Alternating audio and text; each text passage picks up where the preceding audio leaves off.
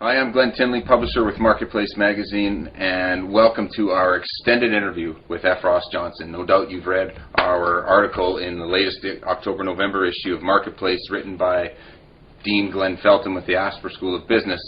And Marketplace Magazine was extremely proud, and I was extremely proud, to have an exclusive one-on-one interview with F. Ross Johnson in what is basically his first of any type of media interview that he's done in almost 20 years. So Dean Glenn Felton and myself sat down with F. Ross Johnson as he was getting ready to speak to the students of the Asper School, and here is the extended interview that we did with him. It is completely unscripted, and any questions were open, and if you want to know about his thoughts on the 1988 RJR-Nabisco merger, or just overall business climate of today and where leaders and business leaders are going in today's direction, this is the extended interview to watch. It's almost 20 minutes, but enjoy. This is exclusive to Marketplace, and thanks for watching.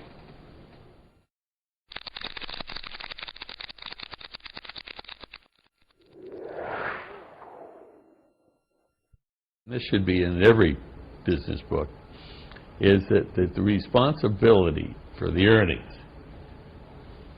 is the financial department, it's management that have the responsibility, and the public accountants. And if you notice, the public accountants are sneaking back and back and back, try to take less and less responsibility, and they get more and more things coming to them.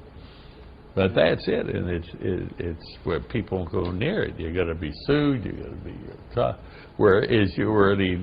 where you kept up on the business you saw there. If you didn't say anything during the meeting, it did come up to say, that's still a good director. Some of them say, well, I'm making this out of money, so I'll. I've got to say something, or I got to talk about something. You don't have to talk about it at all unless it's significant. Yeah. And it's really tends to emasculate the strength of the chief executive officer and of the people that underneath. Yeah, well, you get the human resources department, which used to be the personnel, which is the ash can for people. I don't know where this is going to, but each person is their own human resource source. I mean, the people that work to you want to have a lot of say in what they're doing. Yeah. They can keep track of all the wing-wang, or they can bring some candidates across here. But you've got to make those decisions. And you're not. Now you got the board. Now the board's scary, so they get into things, but you can't. If you're coming 5 times a year, how the heck are you going to be able to get through it? And today, with the technology and the information, if they want to pump it at you, they get, it's like that. So they're just overwhelming the board now? Yeah. The idea, just out of terror. And of course, people in there, especially the HRs and the lawyers, they're having a great time, so they can just keep twisting, because they have no responsibility. So where did the shift take place? Well, as you have scandals, or have something comes up like the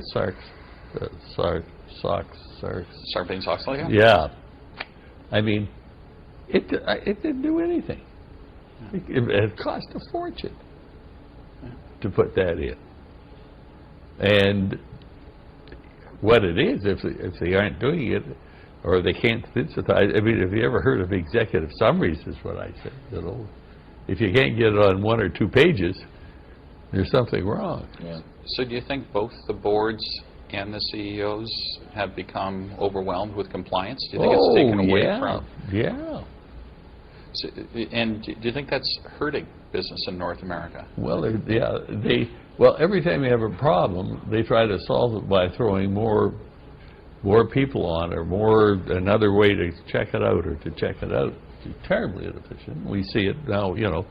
We've got the thrill of having the government people down there, and I mean, they, as a general rule, I mean, they have no responsibility. They're just to poke fingers. So this is really having moved away from the evaluation of people and moving to regulation, and are we Yeah. complying as And opposed to... you're bored, you know. Gee, oh, Ross, well, what about that? You know, we got this. What about that?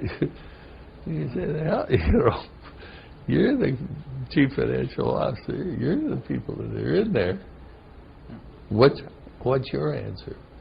And And they can't keep it together. You know, it's the old story. The little old lady, you know, wrote a letter, and she says, I'm sorry it was such a long one, but I didn't have time to write a short one.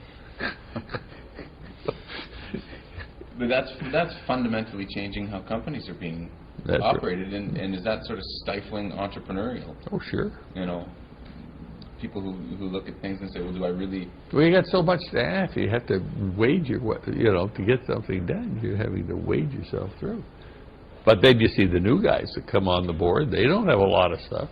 Mm-hmm. You think, you just watch, you know, the Googles, that whole thing, the way Microsoft started. Not the same. And then what do? Start adding, you get bigger and adding. Then you become a target, so you know, they have their lawyer, you got your lawyer.